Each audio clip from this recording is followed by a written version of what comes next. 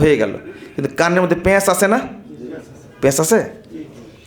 এইটা উল্লেখ করেছেন হাদিসের আলোকে ইমাম নববী রহিমাহুল্লাহ, পেঁচটা। কারণ আবু দাউদ এবং তিরমিজির হাদিসের মধ্যে আছে 108 নম্বর হাদিস, দেখবেন যে বুতুন উল্লেখ করা হয়েছে। বাতনুনের জমা কি? বুতনু উজুনাইনে, বুতুনুল উজুনাইনে, বুতুন উল্লেখ করেছেন। কানের পেট সমহ, তাই না? কানের কয়টা পেট? ছিদ্র তো কয়টা? একটা না? ছিদ্র কয়টা? একটা। তো বুতুন বললেন কেন? কয়েকটা হাদিসে আসছে। হ্যাঁ, এই বুতুন বলা হয়েছে। ইমাম নববী রহিমাহুল্লাহ, ইমামুল হারামাইন, ওনার কথা উল্লেখ করে বলছেন যে এই কানের ভিতরের পেঁচগুলো এইভাবে ঘোরানোটাও কি সুন্নাহ, এর অন্তর্ভুক্ত। যদি কেউ এটা না করে তার ওযু হবে না, বিষয়টা এরকম না। তবে পদ্ধতিটা কি? এটা কি করতে হবে? ঘোরানোর কথা বলছেন, কয়েকজন বলেছেন এটা। আমি এই কথাটা বলেছি। এখন আপনারা বলবেন যে হাদিসে আসছে শুধু কান মাসা করার কথা, তো ঘোরানোর কথা তো আসেনি। তো এটা বুঝলেন কার মতো? কার মতো বুঝলেন? নিজের মতো বুঝলেন। একটু পড়েন তাহলে। যত পড়বেন আপনার কাছে তত নমনীয় মনে হবে ইনশাল্লাহ। ইনশাল্লাহ আল্লাহ যেন আমাদের তৌফিক দান করেন, আমিন। তবে আরেকটু আগে শেষ করে দেবো এখনই, হ্যাঁ? আর আরেকটা, সময়ের প্রতি লক্ষ্য রাখবেন, ঠিক আছে? একটা টাইম করে নেন। আহলে হাদিসরা জহরের সালাতটাকে মেরে ফেলেছে, তাই না? আসর পারেন, ফজর পারেন সঠিক ওয়াক্তে পড়তে, কিন্তু জহরটা পারি না কেন? জহরটা পারি না কেন? পারবো ইনশাল্লাহ। আমরা কমিটির লোকদেরকে নিয়ে বসাবেন, বলে বলবেন যে দেখেন আউয়াল ওয়াক্তে সালাত পড়লে ফজিলতটা কি। আউয়াল ওয়াক্তে সালাত পড়লে ওয়াক্ত হয়ে গেলে, ওই যে হাদিসটা আছে না 4272 নম্বর হাদিস ইবনে মাজার মধ্যে, মৃত ব্যক্তিকে যখন উঠে বসাবে, যখন বসাবে তখন তারা বলতেছে মার রব্বুকা, মুসসিলাতে শামস, সূর্য ডুবে যাচ্ছে, আসরের টাইম পার হয়ে যাচ্ছে। তখন সে বলবে দাউনি উসাল্লি, এই আমাকে তোমরা ছাড়ো, আগে সালাতটা পড়ে নি। এই বলতে চাইবে না মার রব্বুকা, আমার রব আল্লাহ, অমা দিনুক, দিন কি ইসলাম, অমার নবী, নবীকে মুহাম্মদ সাল্লাল্লাহু আলাইহি সাল্লাম। এই উত্তরও দিতে চাইবে না, আগে সালাত তারপরে কি।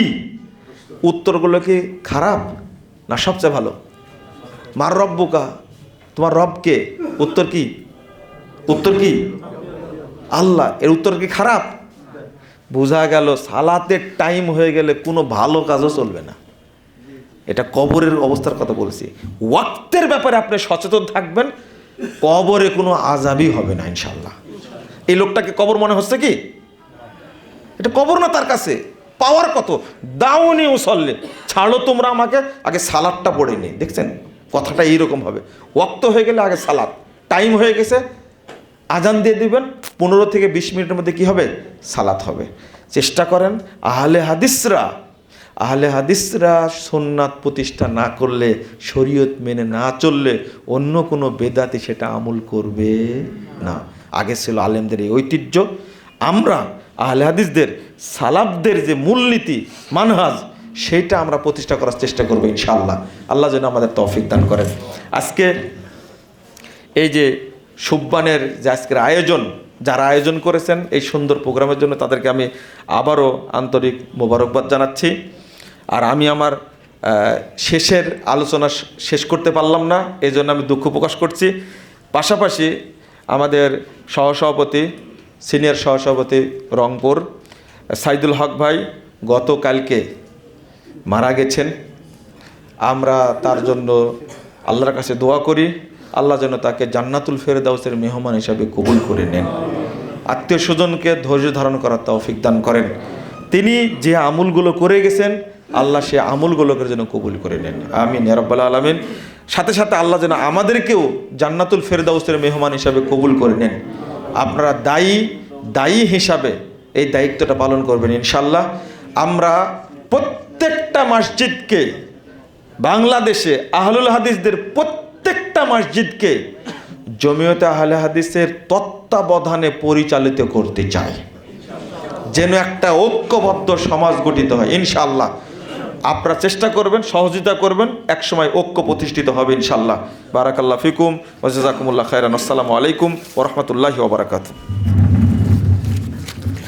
আর একটা বিষয় হলো যে আমি আগে, যেহেতু আমার উপর একটা দায়িত্ব আছে, এই ইমামগণকে আমি বইটা হাতে তুলে দিতে চাই।